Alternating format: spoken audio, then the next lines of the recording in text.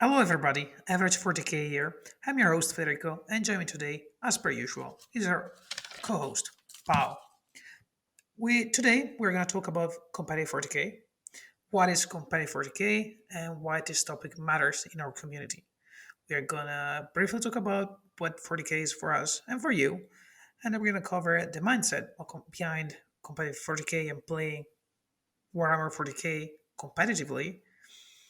We're going to cover the issue of sportsmanship and winning at all cost mentality, and then covering maybe some tips and tricks about how to get started, making your first steps into this world. So we're really interested in your opinion about what competitive 40K is to you. So feel free to drop us a comment down below so we can understand what our audience is really thinking about our issue, because we're going to share our thoughts, but we don't have any real feedback while we say it. So we would like to interact with the community a little bit more. On the topic, how would you summarize and how would you think the average person, average player think about competitive 40K, Paul?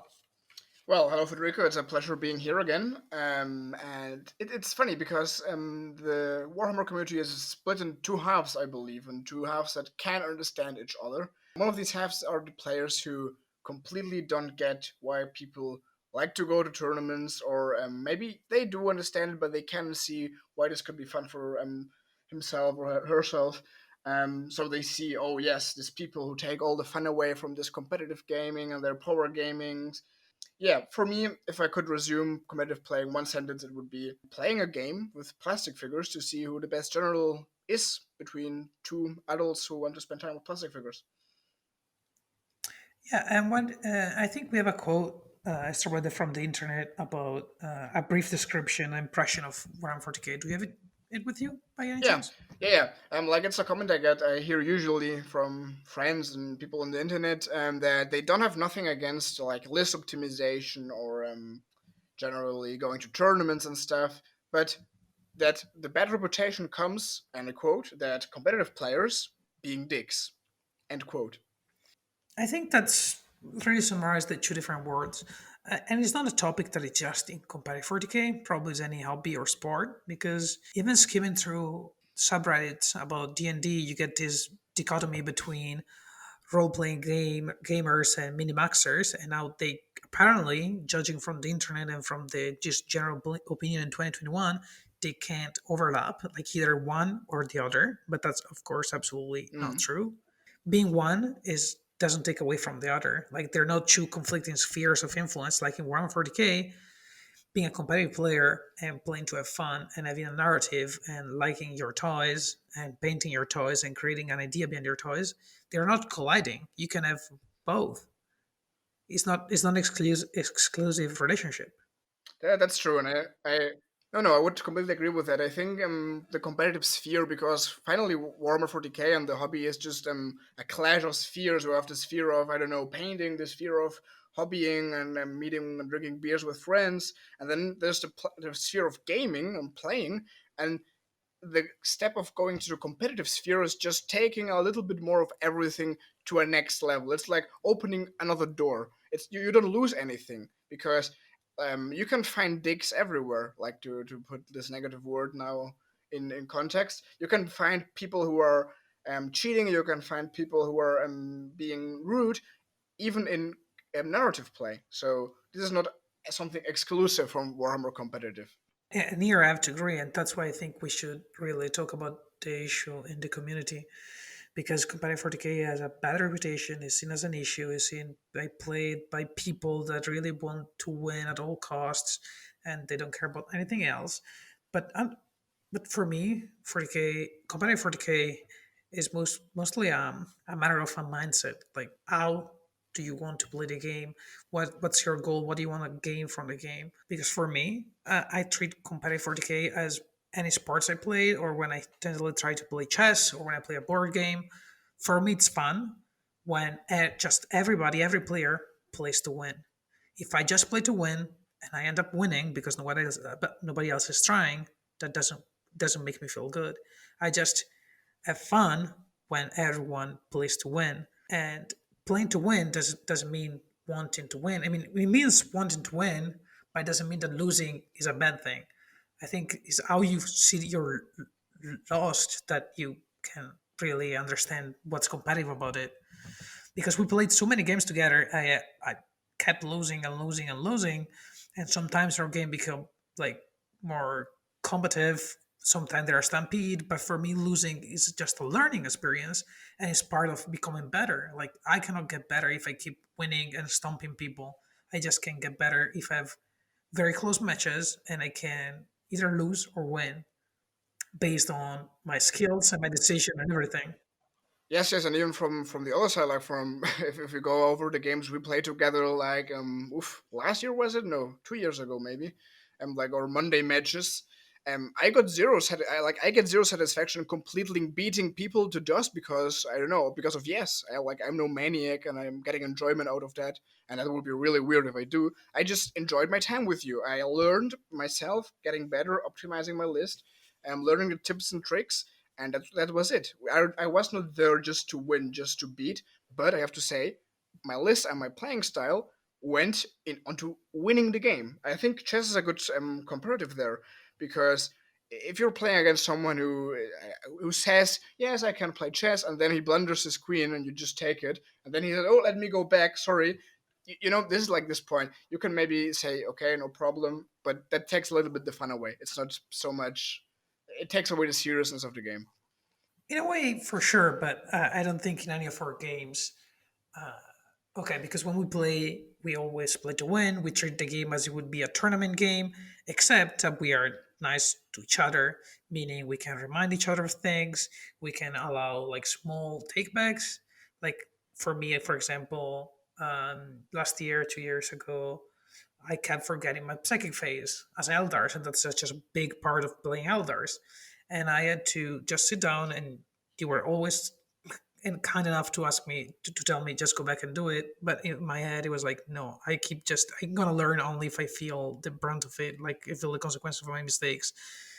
Because I'm not playing that game to win that game. I'm playing this game to win the next 10, right? Like the Mhm. outcome of a single game doesn't matter. I want to, over the course of 10 games, get better. That's why it's like losing is not a big deal.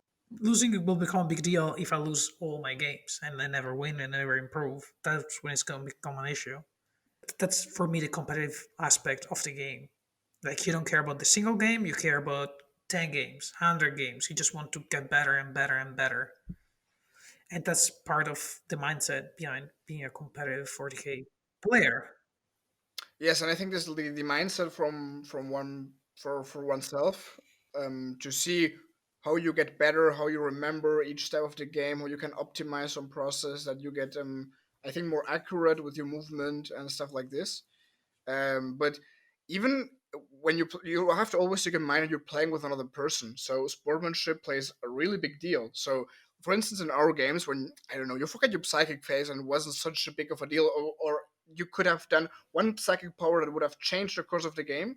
Those are different things. If you forget a litany at the start of the command phase, who cares? Maybe it didn't change or it hasn't changed. But if you do the litany, maybe then in the next turn in the fight phase, which could have changed, then it's a little bit like, maybe, who knows? So you always have to think, can I do that, or would it be too much to ask?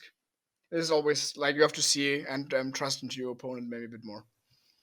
Yeah, for me, all like the first rule I have that's not the first rule. One rule I have is to play with intention, meaning declaring what I want to do, what my goal is, and pre-measuring with my opponent. So if I we agree that this is 18 inches, it's not like in the fight phase you're gonna tell me, oh no, this is actually 20. It's like no, we agree this is 18, then something moved. That's just a different approach to the game. And for me, taking back is I would allow it. I wouldn't ask it, but I would allow it.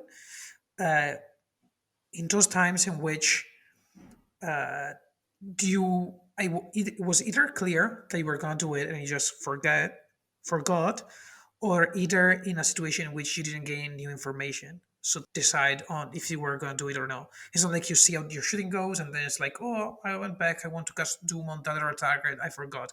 No, as soon as new information is in play, I would never allow a rollback. It could be even a single advanced role or something like that's new information. So no, advanced role is maybe like an important advanced role, maybe on an objective or something. that would matter. But like for me, that's where I draw the line, right? But also because I'm there, it looks like I'm there to beat you, but I'm just there to beat the previous version of myself. I'm not like really I'm competing against you, but I'm also competing against myself, and I thought that's what the most fun comes from me. And but 100%, this topic is really important. This ties up very well with the next topic we have is sportsmanship, if you want to say in a word.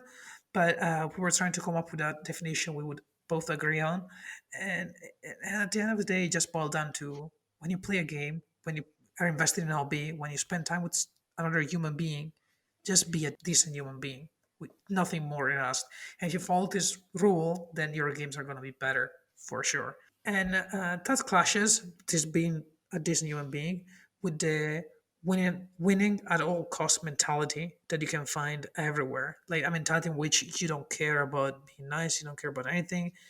You could cheat, you could say, oh, you forgot to do that, you're out, or you would play stratagems at a weird time, or I don't know, you would pick up your dice so fast and add a couple of hits because that happens. I mean, just it's a game, but it still happens. Like it's not full, like a couple extra wound rolls, like, and that's just a feel bad for everybody involved. But you want to win so much that you disaccredit this idea of me and this human being. Does it ever happen to you?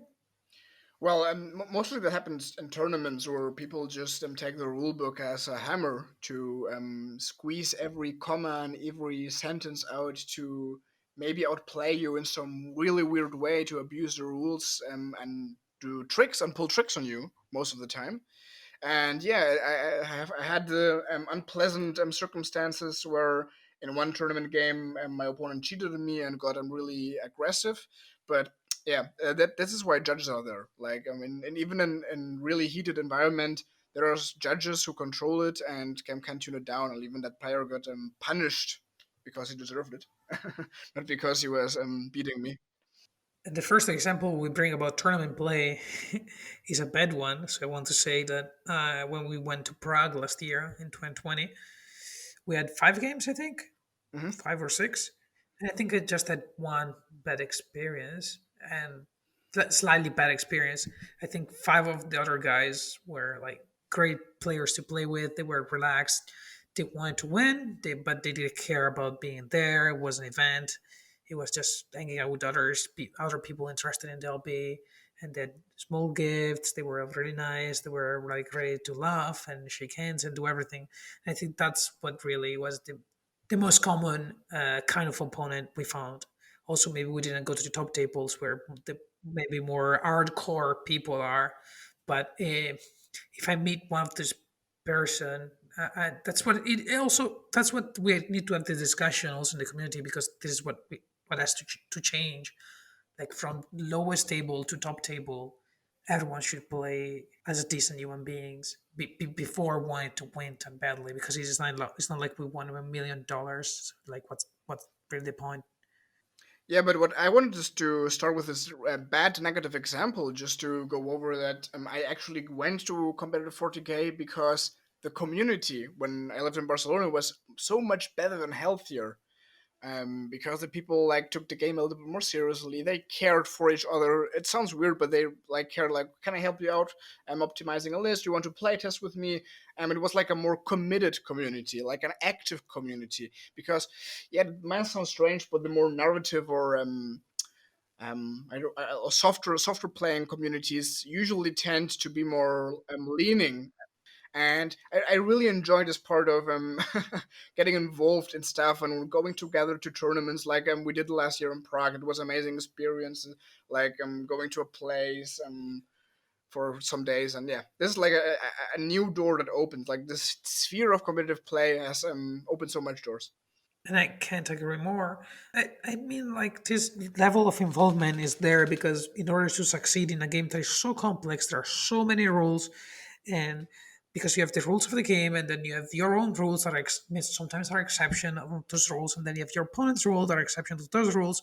So, like, it cannot be taken lightly in a way. I mean, it can, but then you're not gonna play a game close to what it was intended to be.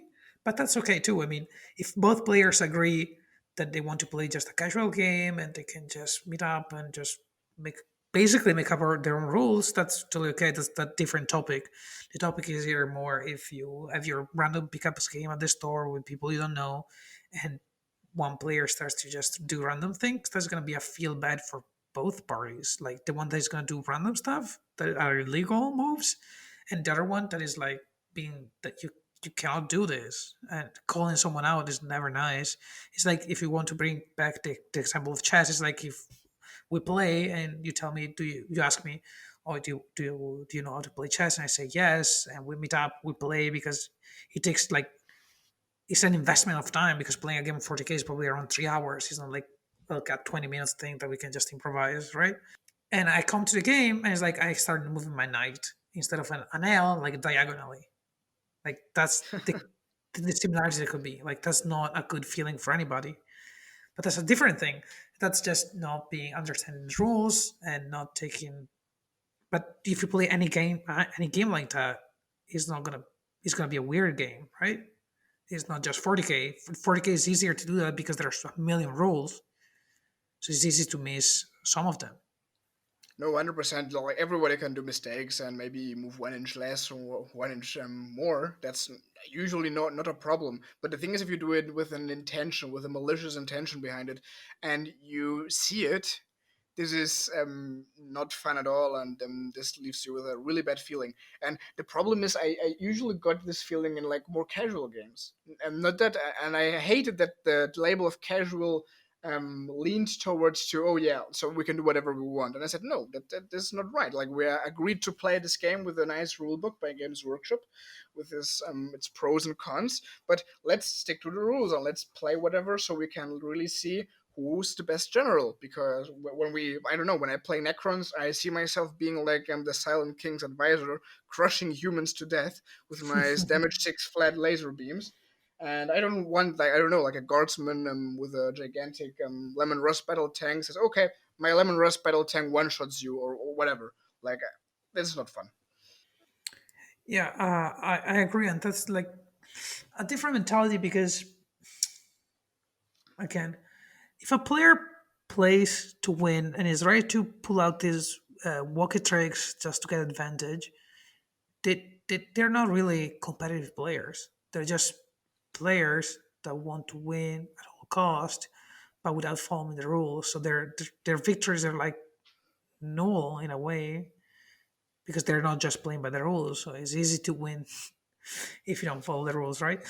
But and that's happens at all levels of 40k probably. But that's what we want to promote is a different kind of label to associate with competitive 40k, and competitive 40k is not this. Competitive 40k is being honest, being a sport person, and just trying to treat others how you like to be treated in a game. Like, let's just follow these rules and just have fun together.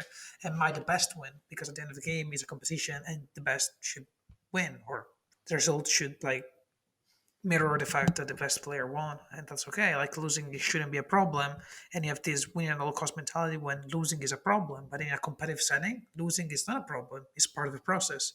Like if there are two players, one has to lose and one has to win. Yeah, I can't agree more to that. Yeah. Nothing more to add, actually. And um, and while we're on this topic, then I would like also to cover this aspect of net listing or bringing cheesy list. The cheesy list could be anything that is weird, that is odd, that spams a single unit, or like the label cheesy is like very freely applied to different people to different things. And 40k is often associated with cheesy list or net listing. And I think an important distinction that should be made here is that a cheesy list is different than or a cheesy list or a net list is different than a strong list. And what makes a cheesy list a cheesy list is more the fact that is the bandwagon effect, right? The new Yeah. codex drop, and person that could afford it can just drop thousands of euros, maybe hundreds of euros on these new models, get them painted, get them assembled by someone, and just play as quickly as possible, abusing the fact that these models are stronger. And as soon as the next thing comes out, they are gonna just jump on the train and just do the same thing, rinse and repeat, spending a lot of money just to keep having that edge of like 10% more of chances of winning. And while I can understand that on one end, on the other end is like this weird, like, do you really need to win that badly? Like, because for me, I came into 40K because video games and a book, basically, the Dawn of War series, and I felt like the atmosphere was amazing and everything was amazing. And even if I play purely competitive 40K, I could never dream about playing or owning an army. That is not something I would really enjoy outside of the game, outside of the actual game. Like I play Space Marines because you start with Dawn of War. How can you not start with Space Marines as your first army? All right. And then I picked Eldar because I like their lore, I like their aesthetics. I like how they are represented in the lore. But that doesn't make me less, it makes me less competitive in a way that I have less tools to deal with my opponents. But for me, being a competitive player, like you don't have to own 1,000 different army to be a competitive player. You can just own one army, just play with your models, and even maybe not bring the strongest list you can bring. Doesn't matter. It's how you play it that makes the difference to me. If you're a competitive player or not, it's not what you play; it's how you play it. Does it make sense? A little bit, yes. I would like to dwell a little bit more deeper into the difference into from strong list to cheesy list because I liked this this separation. I really liked that, and because I think what a cheesy list is like abusing tricks and like as Grandmaster Ben Feingold said, tricks are for kids and for people who don't have any skill. But coming from a really competitive environment like in team in Barcelona, I get it. Sometimes when there is a tournament around the corner and the Iron Hand supplement drops, you have to go to eBay, buy that Iron Hands army because you want to win a tournament. So this is one thing. This is a cheesy list, like the ATV resurrection thing. You could abuse that. Who knows? Was it good? Who knows? But it was a trick. It was cheesy, not fun. But a strong list is something that you put thought into it, and cheesy lists don't require so much thought, I believe. For instance, when I started playing Gene Stealers, it was not such a cheesy list, it wasn't even a strong list, but I keep putting cheese onto it. I put some mozzarella into it with another units of Aberrants. I put some Swiss cheese into it when, I don't know, a double Patriarch. So you can play strong lists that aren't so broken, but they will getting the cheese the more you play because you are going to optimize and get into a point of optimization. And this is where net listing comes because net listing usually come from players who really play to stuff, who really are, I don't know, play maybe even more than one game a day, so they can go through the process of what works, what doesn't work, and what is really good for the meta. Yeah, and I think net listing has a bad ring attached to it, but I think net listing is actually a great way to enter in a new faction that you don't know, or just get an idea of what's good in the faction. It's not like something that is inherently bad.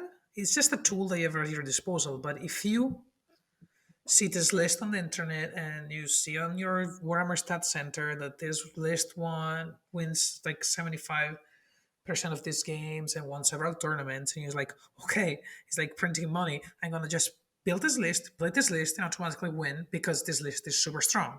But that's never the case because in order for a list to work, you have to understand why it works and why it doesn't work, and that requires an understanding of the game that net listing alone can bring to you. But if you bring a net list to a casual game, then you're going to stamp your opponent, maybe, just because if you both have no idea what's going on, the stronger list is going to win. And if you pick a list designed by a professional player, it's better than a list that someone came up on their couch on a Saturday afternoon, right? No, yes, and I think net listing is a really good way to get started into the world of competitive because you can really see what units are worth it and maybe direct your buyings, maybe to know what unit should I buy next. And I think when you see a tournament winning list, for instance, and you see, okay, maybe with the faction you have, and you think, okay, why does this list work? And then you begin to the thought process. Okay, this has maybe units to hold objectives. This has a really strong alpha strike attack, and this is like the first step into thinking as a competitive player, seeing what lists do work. I couldn't agree more. And but I think this is also an hidden problem of net listing and these approaches. If you plan on buying those things, maybe those lists are playing a very skewed variation of the codex that could be fixed in the next chapter approved or something. So like it's not something to rely on. If you see a list with like 10 dreadnoughts, or maybe don't buy 10 dreadnoughts, maybe they're going to be nerfed. Or if you see spamming a certain like kind of unit as much as possible, maybe that unit is going to be nerfed. So it's always like a weird way to get into it. But that's why we can proxy and just in practice games we can just get proxy models or just play those games with a net list and understand how it does, how it plays, and what why it works and why how it doesn't work. Now, when we are speaking, the Reavers, the Dark Elder Reavers, are costed at 10 points per model. This is something that will get fixed, 100%. I hope so. But there are still so many lists right now in tournaments like the in Adelaide in Australia, who are just playing 27 of them. Because why? Because they're so undercosted. But this will change with a snap of Games Workshop Magic Wand. But this is the competitive, really competitive, like the over the top competitive scene, which, as I said, like when I was in Barcelona, oh, Iron Hand supplement dropped, let's buy an Iron Hands list. This happens because in some tournaments there is something to win, like even a bit, even money, reputation, whatever, whatever. Yeah, I agree, and that's I mean is part of it, especially if you see it as a profession. I'm not saying it's bad, but if I were a tournament organizer, I would not allow it. I would say, I don't know, you would come up with FAQs or something for those reavers. You have to house rule it, because that's probably clearly not the intention. But that's another topic for another time, probably. Organizing events and stuff like that. Maybe when COVID disappears, if ever. But yeah, because also at the end of the day, your list, as we were saying, is probably like 30-40% of your chances of winning a game, because there's a definitely aspect of luck to it. But I still believe, even if 40k is a game of dice and you roll so many of them, is mostly a game of skill. Like a skilled opponent is going to win against a less skilled opponent, even with us a weaker list, and I can bet on it 10 times out of 10, like without any issues. What do you think? Do you think still like how important is a list and net listing in competitive 40k? I would agree in the thing. I would agree in the aspect that the skill, like knowing the game, knowing the rules, knowing your opponent's rules, is at least as important, if not more important, as bringing an optimized list. I have the example that sometimes when I play against people who want to get into competitive but have, I don't know, not all the models or are a little bit weaker than me, I play an optimized list, yes, but with 200 points less. So this gives me like the mold of a competitive list, but it's a little bit more balanced. I still crush them to death, but no problems. But I think this is an aspect that, oh yeah, I play a worse list because it has less points, but because I know the rules, I can just maneuver my weaknesses to have a better game. So it's a little bit like of course, knowing the meta is important, like this rock paper scissors thing, and there's always luck. Luck is the balancing factor in this really cool hobby. Except you're playing sisters, then there is no luck involved. You will get this 12-inch chart. Or if you're playing Shiny Spears, I hate them. But yeah, so I think as we approach the end of the episode, we can talk about like the tips you would give to a person that is interested in taking their first steps into competitive 40k. And I think my first, while you think about yours, I'm going to cover my first one is preparation. Preparation is key. I can't stress it enough. Know your rules, know your opponent rules, know the rules of the game. Because once you know them, you can just use them to your advantage. And that doesn't mean to pull tricks on your opponent, but it just means to make you sure that your decision you take are optimized, are the best one, and you're not missing out on something you could do, and you're not playing the game wrong, because that's also super important. And then take the games you get into, your first few games, as a learning experience. Meaning, design your list, design a list that you think is good, play your list, play it 5, 10 times, And between each game, don't change your list. Just change tiny bits of it. Change 10%, 15% if you feel like something is not performing. But just get some games in with the same list. So you get a feeling of how your faction plays or your list play and how the game plays. If you keep switching lists and you just say, oh no, I lost, I need to change my list completely, that's not the right approach. You're not going to learn much because you're always going to reset your learning curve and start over from zero. That's not the way to learn. And the last thing is try hard to learn a game, try hard to win the game. Just give it your best shot, but don't become a tryharder. Don't become a win at all cost mentality. Just learn to let things go and understand that there are some things you can control, and is how you move, the targets you pick, the charges you declare, the attacks you declare. But there are many more things that are out of your control. Like you can bait your opponent, you can try to predict where your opponent is going to go, but bad rolls are going to happen. Good rolls are going to happen, but it's not something you can control. So the first true step to become a good player is just to take yourself away from that luck and dice perspective. You didn't lose because you rolled poorly. You didn't win because you rolled greatly. Like those were just one of the steps that made your game. If you're gonna lose a game because of bad dice roll, it means that there were probably a thousand different decisions you could have taken to just to mitigate that fact, or just not to put yourself in a situation in which a single bad roll could just kick you out of the game. That's not a great position to be in, and that's just bad strategy overall. Like putting everything on a 50-50 or something, or even a 60-40 because it's going to go badly in 4 out of 10 times is not a great plan. So to summarize is preparation, treat the games as a learning experience, and try hard to win, but don't become a tryharder. That's what I would say to a person getting into competitive 40K. What would you think? What do you think? No, yes, your points are very valid, and especially preparation is something that I would not only recommend people getting into competitive 40k, even I don't know, maybe as more experienced player should do that more often, and it's something what I do really often before going to tournaments. Like I come from a chess playing background, and I see some very similarities between like before important events and reading blogs and watching the games of other people, getting good, like this get good mentality a little bit, and never get disappointed, never through. Like if you have a bad game with a really, really disgusting roll, which can happen, don't give up. Do it better next time. Get better yourself. Be a friendlier chap. Then the second point is to get engaged in the competitive community. I think those are the people who know it, who know how to play, how to optimize, and they're really, really welcoming. I think if you reach out to them, 99.9% of them will greet you with open arms. I can guarantee you that. And then the last point, and which is the most obvious one, is play, play, play, and play.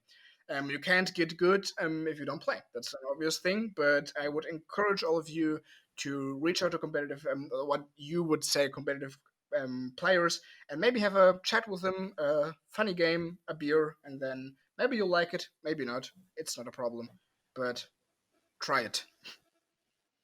Yeah, maybe it's not for you. Maybe it's the thing you need in your life. Who knows? And you can always like give us a comment in the comment section, or reach us on the website, or even text us if you have your number. It's not going to go on the internet, of course, and we will always be ready to pick up a game. And if you're interested in Company 40K, we'll provide a nice household with warm tea, some cookies, and everything, a setup to just get a game going. No question asked if you really want to get into Company 40K. Of course, like I can't agree with Paul more. I think the Warhammer community is a super welcoming one at all levels, not just competitive, but competitive especially is because generally those people are likely minded, and so it's easier to get along in a way. And yes, if you share the same goals of getting good at a plastic toys game, like that's it. If you're really invested in this game, to wanting to be competitive at it, like make sure that other people are too, and they're gonna welcome you as outside with open arms. Anything else we should cover?